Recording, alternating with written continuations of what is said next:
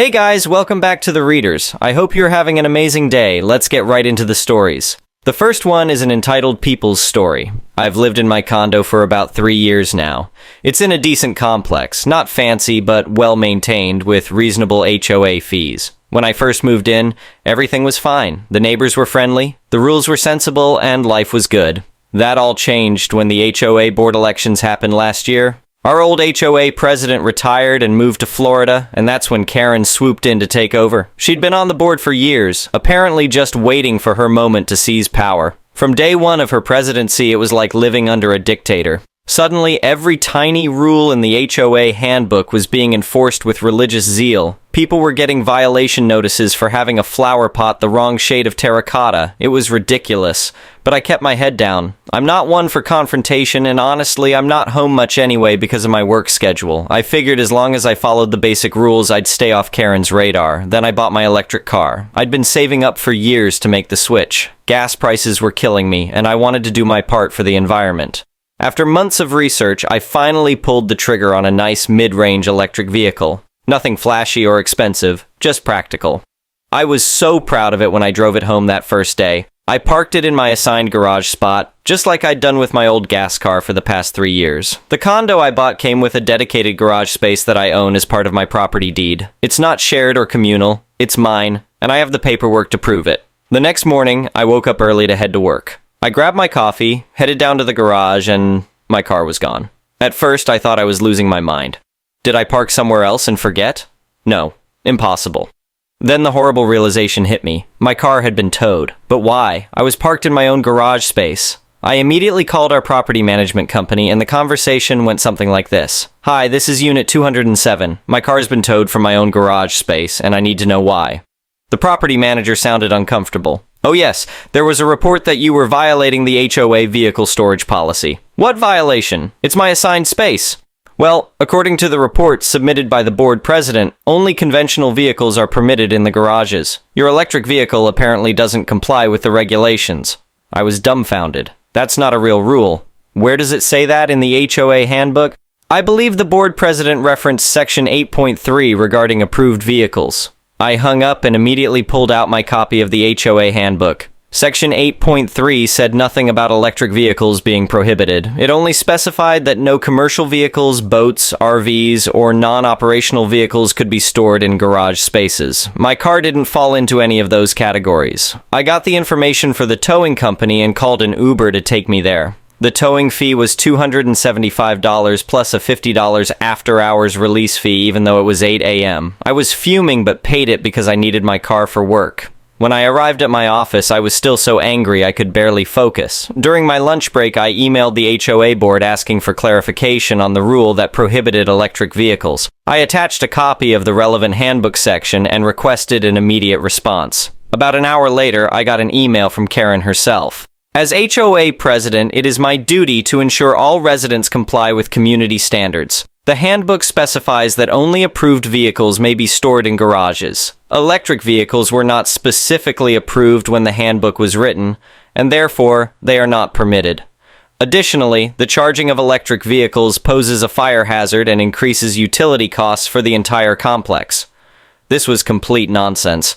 The handbook didn't have an approved list of vehicles, it only had a list of what was not allowed, and my car didn't require any communal electricity. I had paid to have a charging station installed in my own garage connected to my personal electric meter. I emailed back politely explaining these facts and requesting a refund for my towing fees. Karen's response was quick and dismissive. The board's interpretation of the rules is final. If you wish to appeal the decision, you may do so at the next board meeting in 30 days. Until then, you may not park your electric vehicle in the garage. Any further violations will result in additional towing at your expense. Now, I was stuck. I needed to park my car somewhere, but according to Karen, I couldn't use my own garage that I paid for. I ended up having to park on the street several blocks away, where there was free overnight parking. Every morning and evening, I had to walk this distance, which was especially unpleasant when it rained. During this time, I started doing some research and networking. I talked to other residents in the complex and discovered I wasn't the only one suffering under Karen's reign. She'd been on a power trip for months, harassing residents over the most minor infractions. One neighbor had been fined for having a doormat that was 1 inch larger than the approved size. Another got a violation for having their blinds open after 9 p.m. because it disrupted community aesthetics. It was insane. I also learned that Karen drove a massive gas-guzzling luxury SUV and frequently complained about those electric car people thinking they're better than everyone else. This wasn't about rules, it was personal. The next weekend, I decided to take action. First, I reviewed our HOA articles of incorporation and bylaws, not just the handbook, but the actual legal documents. There was nothing, absolutely nothing, that gave the board authority to restrict the type of car I could park in my own deeded garage space. I also discovered something interesting. Our HOA had a rule that board members couldn't use their position to target specific residents or enforce rules selectively. Yet there were at least 3 other residents with hybrid vehicles parking in their garages without issue. Karen was only going after me. Armed with this information, I decided to attend the next HOA board meeting. I prepared carefully, bringing copies of all relevant documents, photos of other hybrid electric vehicles in the garage, and a detailed timeline of events. The meeting was held in our community clubhouse, and about 20 residents showed up, more than usual as I had quietly spread the word about what was happening. Karen looked surprised when she saw the turnout. When it came time for resident comments, I stood up and calmly explained my situation. I presented evidence that, 1.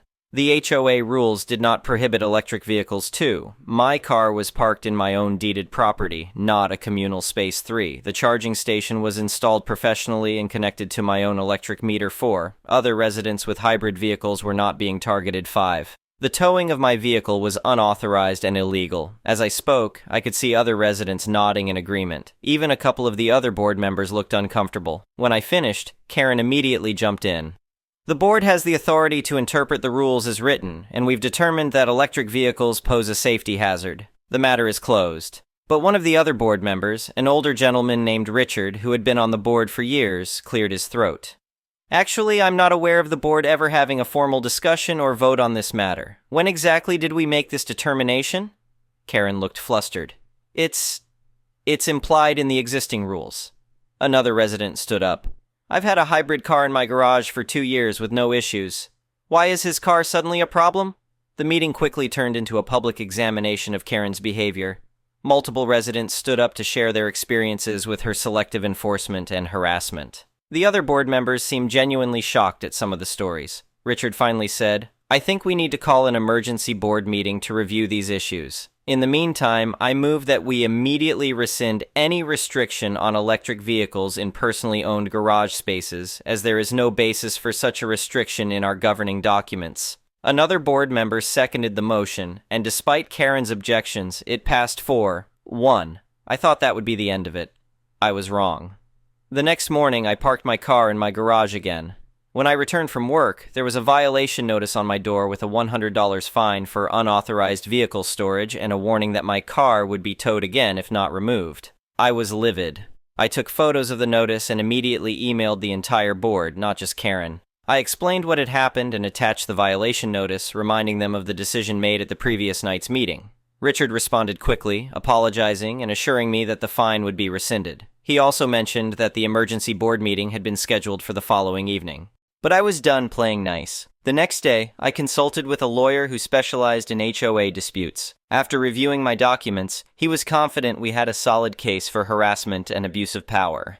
He drafted a formal cease and desist letter to the HOA board and to Karen personally, outlining the legal consequences if the harassment continued. I also filed a police report about the illegal towing of my vehicle from my private property, providing them with all the documentation showing that I owned the garage space and that there was no rule prohibiting my type of vehicle.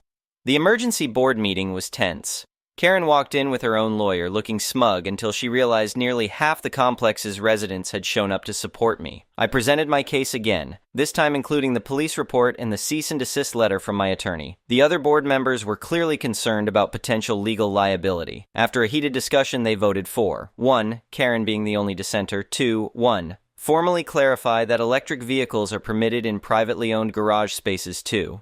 Refund my towing and legal fees in full. 3. Launch an investigation into Karen's conduct as board president. Karen stormed out of the meeting, but her reign of terror wasn't over yet. The next day, I came home to find my garage door had been superglued shut. A security camera that a sympathetic neighbor had installed captured Karen in the act, wearing sunglasses and a hat as a poor attempt at a disguise. I called the police again, and this time they took the matter very seriously. They arrested Karen for vandalism and criminal mischief. When they searched her purse, they found a set of copied garage door openers for various units in the complex, including mine, which she had apparently obtained from the property management company by claiming they were needed for emergency access. This revelation sent shockwaves through the community. An emergency meeting of all residents was called, and Karen was unanimously removed from the board. Richard was appointed as interim president until proper elections could be held. In the aftermath, I learned that Karen had been using her position to bully and harass residents who she personally disliked for various reasons. My electric car was just the latest excuse. The management company also admitted that they had been intimidated by her and had never verified her authority to order towings or access garage openers. The HOA insurance ended up covering the damages to my garage door, the towing fees, and my legal expenses. Karen was charged with multiple crimes, including vandalism, theft, and unauthorized access to private property.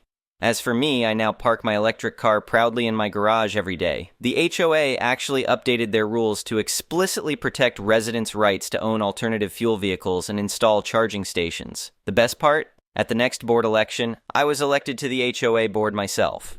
My platform was simple: fairness, transparency, and respect for all residents. My first act was to propose a new set of guidelines for rule enforcement that required documentation and board approval before any punitive action could be taken against residents. Oh, and Karen's massive SUV? It got repossessed about a month after all this went down. Apparently, she'd been using HOA funds to make her car payments. The audit initiated after her removal uncovered multiple financial irregularities that were turned over to the police. I never thought I'd get involved in HOA politics, but sometimes you have to stand up for what's right. Now our complex is a much more pleasant place to live, and several other residents have been inspired to make the switch to electric vehicles. There's even talk of installing communal charging stations in the visitor parking area. It's amazing what a little resistance to tyranny can accomplish. Update. 1 year later. It's been a full year since the whole electric car fiasco with Karen, and I wanted to share what's happened since then. Grab a drink and settle in because a lot has gone down. First, the legal stuff. Karen's case finally worked its way through the courts. She tried to play the victim, claiming she was just enforcing the rules as she understood them. The judge wasn't buying it. The prosecutor had a field day with the evidence, especially the security footage of her vandalizing my garage and the copied garage door openers found in her purse. The DA ended up charging her with criminal mischief, vandalism, unauthorized access to private property, and the big one, embezzlement of HOA funds. Turns out she'd been stealing from our reserve fund for over 2 years. The forensic accountant found she had taken over $43,000, way more than we initially thought. Karen's lawyer tried to get her a plea deal, but when she showed up to court with a new designer handbag and acted entitled during the hearing, the judge lost all sympathy. She was sentenced to 30 days in county jail, which she actually had to serve, 3 years probation, 400 hours of community service, and full restitution of all stolen funds plus our legal fees. I was in the courtroom when the sentence was handed down. Karen looked completely shocked, like it never occurred to her that she'd face actual consequences. She tried to argue with the judge about how jail would ruin her reputation. The judge just replied, "Your actions ruined your reputation, not this sentence." The day she was taken into custody was honestly a relief for everyone in our community. One of my neighbors actually brought champagne to the clubhouse that night. But here's where it gets really interesting. The investigation into Karen's finances uncovered that our property management company had been complicit in her schemes. They had been approving her fraudulent reimbursement requests without verification and losing complaints filed against her by residents. We fired them immediately and filed a lawsuit against both the company and its regional manager. It turned out we weren't the only HOA they were helping to scam. 3 other communities in our area had similar issues. The case turned into a class action lawsuit. Last month, we received our settlement, $150,000 to our HOA, plus a full refund of 2 years' worth of management fees. We're using that money to repair our community pool, upgrade the clubhouse, and fund our reserve for future maintenance needs. As for our day-to-day community life, it's completely transformed. After I was elected to the board, we held an emergency meeting to overhaul our approach to governance. We, rewrote the HOA handbook to be clear, fair, and actually make sense, too. Created a transparent violation process with multiple reviews before any fines, 3. Formed a resident committee to handle disputes, 4. Cut unnecessary rules that only existed to give power trippers like Karen something to enforce. Richard, the older gentleman who first stood up for me at that meeting, is now our HOA president. He's been amazing. Fair, reasonable, and always willing to listen. At our monthly meetings, residents actually show up now because they feel heard and respected. Remember my initial plan to install communal charging stations? Well, we made it happen. We used part of our settlement money to install 4 charging points in the visitor parking area. Residents can use them for free, and visitors pay a small fee. That fee is actually generating revenue for the HOA, about $500 a month, which we're putting toward other green initiatives. The charging stations have been so popular that 5 more residents have purchased electric or hybrid vehicles in the past year. We're becoming known as the green community in our area, which has actually increased our property values by about 8%, according to a recent appraisal. I've personally been approached by 3 neighboring HOA to consult on their governance structures. I never thought I'd become an HOA reform advocate, but here we are. I've even started a local group called Fair Housing Communities that helps residents deal with overreaching boards. We meet monthly, and I've helped 2 other communities completely rewrite their bylaws. Last month, I got invited to speak at a statewide HOA management conference about our transformation. The room was packed, and afterward, at least 20 property managers asked for my contact information. It feels good knowing our nightmare might help prevent similar situations elsewhere. Oh, and Karen's house? It sat empty for months after she went to jail. The bank finally foreclosed on it. Guess those missed SUV payments were just the tip of her financial iceberg. The new owners are a young family who moved in last month. The dad works for a solar panel company, and they've already installed panels on their roof. They also drive, you guessed it, an electric car. The irony is just too perfect. The dad, Mark, came over to introduce himself the day they moved in. I heard about what happened with the previous owner, he said. Just want you to know we're nothing like that. We specifically looked for a community with charging stations and a progressive HOA policy. That conversation really drove home how much things have changed. A year ago, I was fighting for the basic right to park my car in my own garage. Now, people are moving here because of our approach to electric vehicles and community governance. The changes haven't only been in policy, though. There's been a real shift in how neighbors treat each other. Before, people would hurry from their cars to their doors, avoiding eye contact. Now, we have community cookouts, a walking group that meets 3 times a week, and even a community garden behind the clubhouse. Last weekend, we had our first annual Community Day with food trucks, games for kids, and a showcase of green home improvements. Over 80% of residents showed up unheard of for an HOA event. I looked around at all the smiling faces and realized that standing up to Karen hadn't just solved my car problem, it had given us all our community back. As for my electric car that started this whole mess, it's running great, and I've since added a bumper sticker that reads, "Powered by Justice." A bit cheesy maybe, but it makes me smile every time I see it. Yesterday, I got an unexpected letter. It was from Karen, written as part of her making amends requirement for probation. It was clearly forced and not particularly sincere, but one line stood out. I never expected one person to be able to stand up to me so effectively. That's the lesson I want to share with anyone dealing with HOA tyrants. You can fight back and win. Document everything, know your rights, build alliances with neighbors, be persistent. The system may seem stacked against individual homeowners, but with determination and evidence, you can prevail. Karen tried to have my car towed because she thought I was an easy target who wouldn't fight back. She was wrong. Now she's served jail time, is on probation, owes tens of thousands in restitution, and has lost her home and reputation. Meanwhile, I'm driving my electric car, serving on the board, and helping transform communities throughout our region. Standing up to bullies isn't just about protecting yourself. Sometimes it's about creating the community you want to live in. I never planned to be an HOA activist, but I found purpose in helping others fight against the kind of treatment I experienced. So if you're facing your own HOA Karen, remember my story. Document everything, know your rights, build support among your neighbors, and don't back down when you're in the right. You might not just solve your own problem, you might transform your entire community. And Karen, if you're somehow reading this, I hope the jail time gave you perspective. Real leadership isn't about controlling others, it's about serving the community. That's a lesson all HOA boards should remember. The next one is a malicious compliances story. This story is not quite as detailed as my last story. It involves the same manager and department that I worked in for the last story. Manager decided that she needed to track where we were at all times. Therefore, she put up a whiteboard with all our names on it with columns for sign-out time, sign-in time, and she wanted us to put a reason why we left our desk. I am sure you probably have an idea as to where this is going. It started out simply enough. I needed to go ask someone in another department a question. We didn't have our own dedicated phones, just one phone for each department. I, like the good girl I am, put the time I walked out of the department and who I went to see. When I got back, she was waiting for me and told me quite loudly that I didn't put in why I had to go see that person and that, going forward, I needed to be more detailed in why I had to leave my desk. She made sure it was in front of the entire team. Cue my malicious compliance. I had to use the restroom, so I walked up to the board, put in the time I was leaving, and in the reason I put that I was going to the restroom and that I would be urinating and defeating while I was there. I walked out of the department and went to do my business. My manager had stepped out to attend meeting at the time. Well, little did I know that my team had my back, and they all went to the board and signed out and put that they were going to the restroom with varying detailed reasons as to what they were going to do while they were in the restroom. When I got out of the restroom, all my team members were there waiting for me. We walked back into the department together just in time to see our manager standing in front of the board with one of her peers as they had both been in the same meeting. The look on their faces was absolutely priceless. Thank you for watching. I would really appreciate it if you could like the video and subscribe to our channel if you haven't already. We'll see you again tomorrow.